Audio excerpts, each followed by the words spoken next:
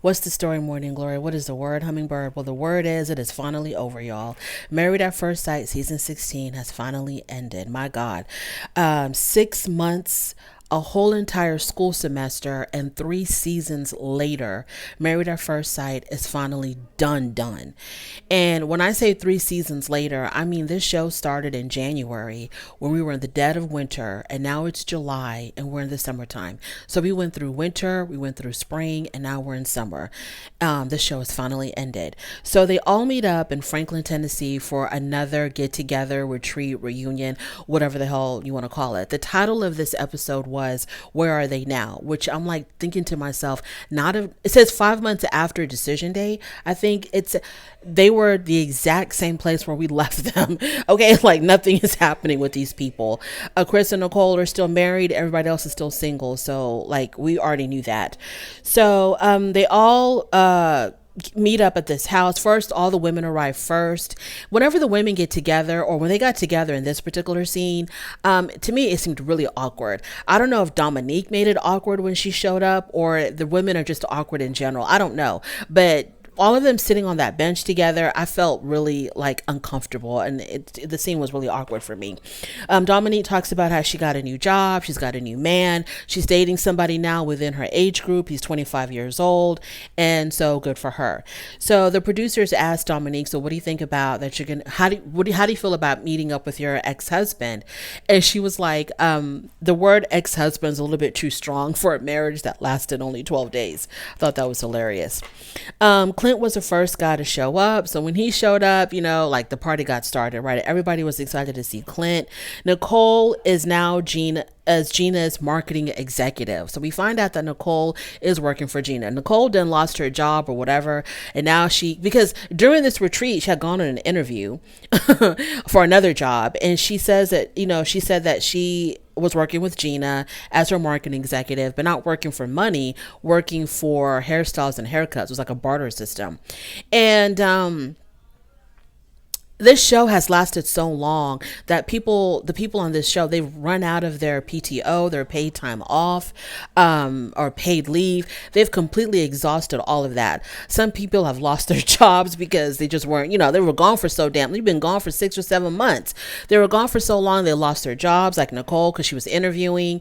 You got your girl Jasmine, who was bouncing in and out because she didn't have any more PTO. So she still had to show up and do a couple of shifts at the gymnasium, for the little cheerleaders.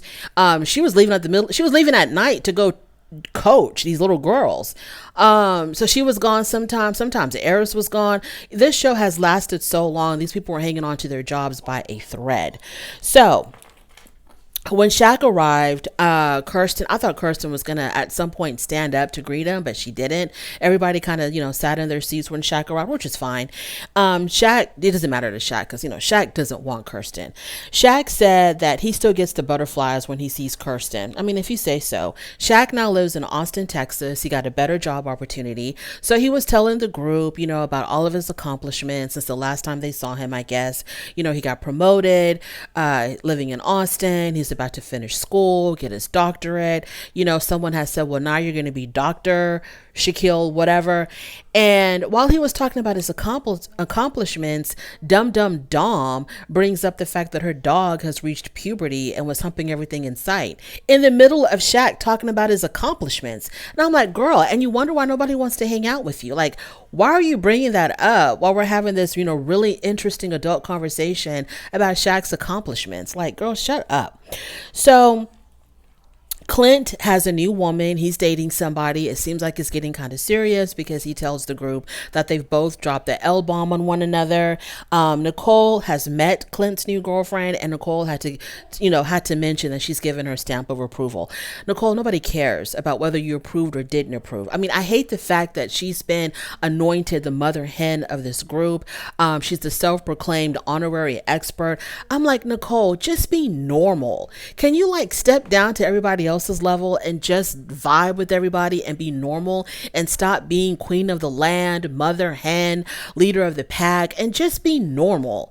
So Shaq says he's dating, and I was like, dating who? Kirsten? Somebody else? Like, what the hell's going on here? Because the last time that we saw Shaq, first of all, Shaq and Kirsten, whenever they have a conversation with each other, they speak their own language. Only the two of them can understand, because they say a lot and it seems really meaningful because somebody's always crying, but it doesn't make any sense to me. The only thing that I can get out of what they're talking about is they're going to remain friends. That's like the one thing that I totally understand between them. So I thought they were trying to date each other again and see where things were going to go. I don't know. But Shaq said he was dating, and he says he's out there partying and socializing, and his social life or his social game has gone up a couple of notches since the show ended. So he's out there doing the damn thing. Shaq doesn't want Kirsten. He didn't want Kirsten ever since Decision Day. So this fantasy that some people have of Shaq and Kirsten, reuniting, getting back together, let it go, because I don't think Shaq wants Kirsten. So Gina says that she's also dating someone that she's known for about 10 years. Yes, his name is Sal, last name On, Salon. That's the only person that Gina's dating. Moving on from there. Chris, I don't know if Chris has put on weight or if like his clothes are shrunk. I don't know what's going on, but Chris, baby, if you're wearing your pre-Married at First Sight clothes, I'm gonna need you to go and get some new clothes, because that button was hanging on for dear life on his shirt. He's put on some good man weight. I'm married now. We have double income, so we're eating out all the time now. That's the kind of weight that Chris has put on. My God. Mac's the last one to arrive after Eris. Eris says that he's not dating anybody. Of course not. You're not dating anybody because you belong to the streets. You're not dating anybody, but you're banging everybody. So Shaq hasn't been pursuing Kirsten. After the reunion with Kevin Frazier, I guess people were under the impression that Shaq and Kirsten were going to go out on this date and try to reconnect and figure out what their future was going to be. But Kirsten said that they went on a sort of date. So they went out with both Clint and Mac, and after Clint and Mac left, it was just the two of them. And so I don't know what the hell they talked about, because when Shaq and Kirsten get together, they say a whole lot of words, and it seems to have a whole lot of meaning because emotions are going up and down, but I'm not understanding what they're talking about. I don't know what the bottom line is. But she said that Shaq really wasn't pursuing her.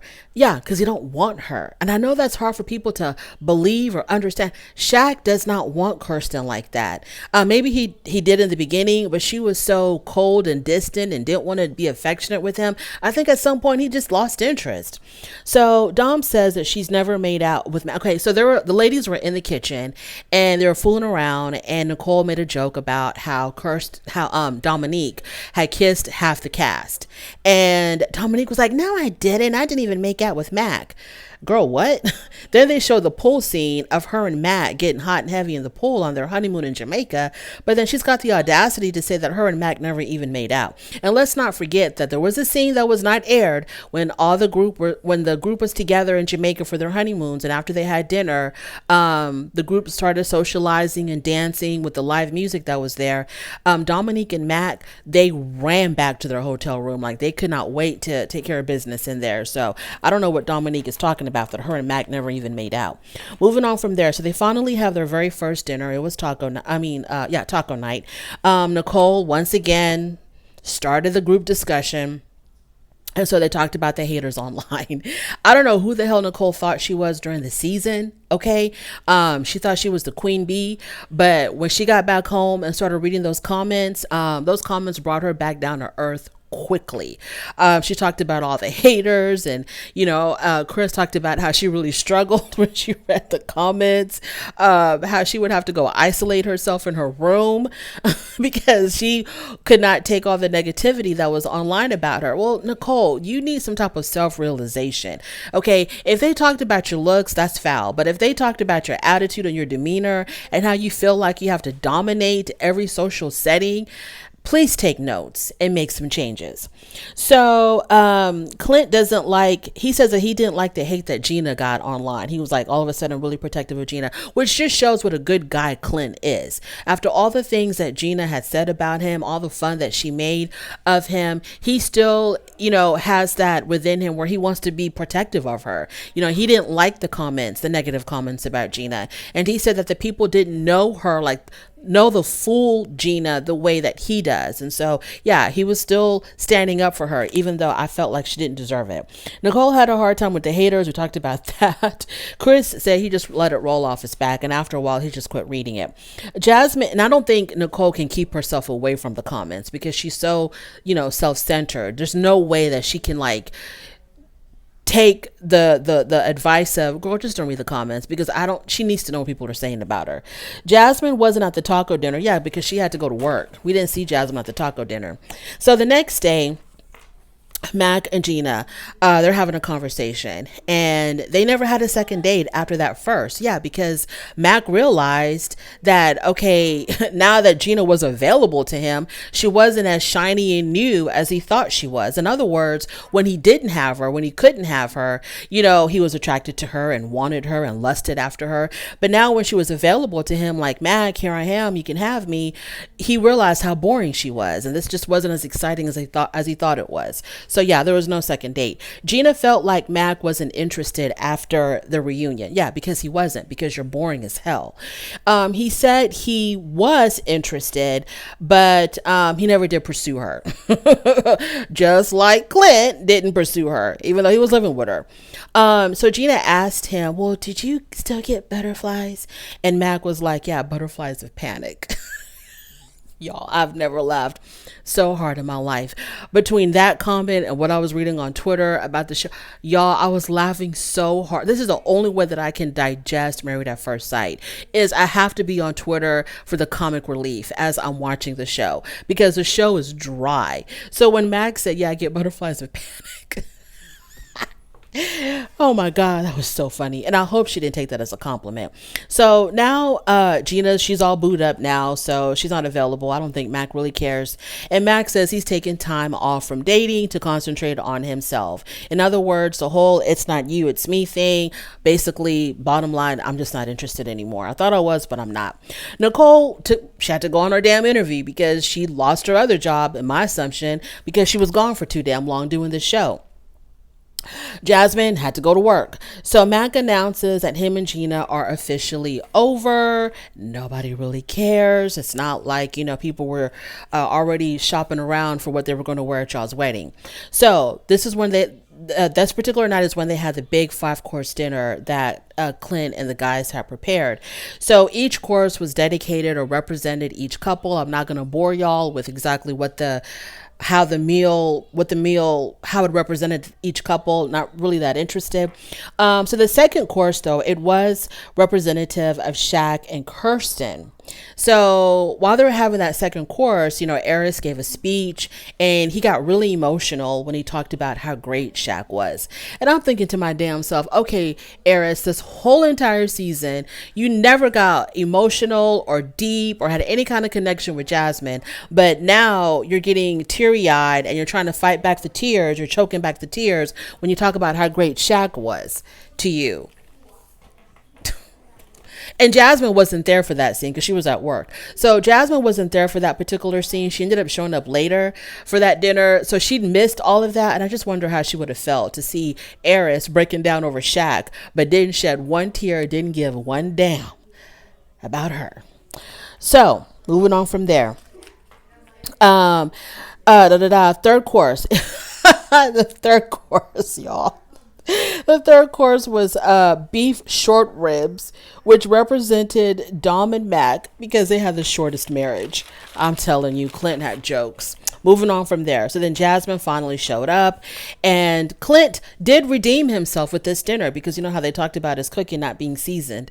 So he finally redeemed himself in their eyes. Moving on from there, the next day. So all the guys are getting together and they're having a conversation about Shaq and Kirsten. So Shaq says that him and Kirsten are friends, but they may work out in the future. Clint then asked, well, now that the pressure from the show is over, do you think there's a chance for you, for the two of you? And I'm like, Clint, didn't he just address that and said there's a possibility in the future? So to answer Clint's question, Shaq said, well, it's to be determined. Once again, he gives these vague answers about his future with Kirsten. We have to wait and see. We have to see where things go, blah, blah, blah, blah. It's to be determined. You don't want her. Stop fooling around. You don't want Kirsten. Kirsten, I think, would definitely get back with Shaq if he, made it clear that he wanted to get back with her. And when they were on the reunion with Kevin Frazier and they were telling Shaq, just tell her exactly what you want. And when he didn't say, I want you, Kirsten, I mean, that was intentional. He didn't say that because he doesn't want her. Love doesn't have to be this complicated, especially in the very, very, very beginning. It should be easy, just like as easy as it was for Clint and Nicole. It should have been, I'm not Clint, for Chris and Nicole, it should have been that easy for anybody else that wanted to be together, including Shaq and Kirsten. It doesn't have to be complicated. It doesn't have to be, oh, we got to see, we got to think about it, we got to have a conversation, we got to go on dates. No, if you want to be with each other, be with each other. So he tells Clint, well, it's to be determined because now I live in Texas. I don't live in Tennessee anymore. It's going to be a long distance, but we can be friends, blah, blah, blah, blah, blah. It don't matter if it's long distance. If y'all want to be with each other, y'all make it work somehow. So then all the girls are getting together and they're talking. They ask about this is when they were caught out in the rain. So they were asking Jasmine about her boyfriend and, has he seen the show or something? Jasmine says, no, he doesn't watch the show. BS. How could you not? Your girlfriend was on an entire reality TV show married to someone else and you're not interested. I mean, to me, it would be more of an insult, the fact that he didn't want to watch. But anyways, so he don't watch the show. Jasmine made it clear that she's ready to get married now and she's ready to have babies today. And she says that he's on the same page. Girl, I hope so, because sometimes, talking that bold and that early on in your relationship could scare him off. But she says he's on the same page. So hopefully we'll be hearing wedding bells soon for Jasmine and Mr. hiding behind the plant. All we can see is his pinky finger because he's incognito. So Kirsten and Shaq, they have a conversation with just the two of them. So they talk about the growth that they've both had since they've gotten married. And out of all the couples on the show, Shaq said that we're the ones that have had the most growth. Okay, but where is that going? They had a very meaningful conversation because Kirsten got emotional and Shaq had to give her a hug and a lot of things were said. At the same time, nothing was said. So tell me you're not getting back together without telling me that you're not getting back together, because that's where I see that going. Shaq ain't interested. Like I said, Kirsten might still give him a chance. I don't think Shaq is interested. So finally, the whole entire group is together, minus Eris, because he's probably at work. And I don't know what I think I was on Twitter. I was just cackling away on Twitter. Then I'll look up at my TV and people are holding notebooks and pens. And I'm like, what the hell is going on here? I don't know why they're holding notebooks. So this is the scene where Dom said that she felt left out, that the other ladies never include her in the group text, in the group activities. They always leave her out. Yeah, Dom, because they don't know you. They don't know who you are. You were only there for 12 days and then you were gone. So don't take it personally. They don't know you.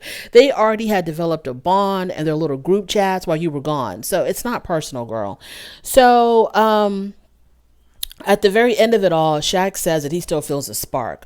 Like, he does this double talk, right? He does this double talk. Even Nicole had mentioned that Shaq is giving mixed messages. And that right there should be an indication for Kirsten to run for the hills. If he's doing the double talk and the mixed messages and the uncertainty, girl, leave, run, don't look back. But she said at the end of it all that she is really open to seeing him again when he comes back to Tennessee, or when he comes back to visit Tennessee, that she's open for them to get to whatever. We'll see what happens. But Shaq don't want her, because if he did, he would have said yes on decision day. There's a reason why he said no, but it don't matter now because it's all over. Thank you so much for joining me for my reviews of Married at First Sight season 16, Nashville. Whether you saw just one, whether you saw all of them, whether you were with me for the entire 6 or 7 months or not, it don't matter. I appreciate whatever time that you spent with me. I really do appreciate it. On your way out, please don't forget to rate the video if you like this content, subscribe to my channel, and I'll definitely talk to you later. Bye.